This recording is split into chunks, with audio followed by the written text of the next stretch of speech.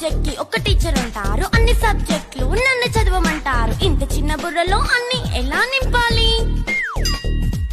Class work, home work, fair notes అంటారు. Subject కి 3 books పెట్టి బ్యాగ్ నింపుతారు. ఇన్ఫాక్ట్ నా బరువు కన్నా నా బ్యాగ్ బరువే ఎక్కువ.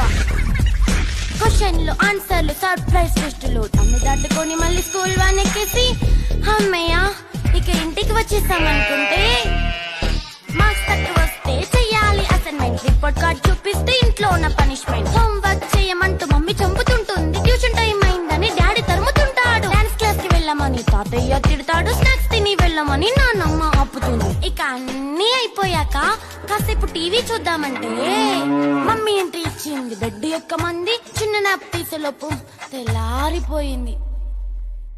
అయ్యో మళ్ళీ మొదలు ఈ స్కూల్ కష్టాలు, ఇక మళ్ళీ మొదలు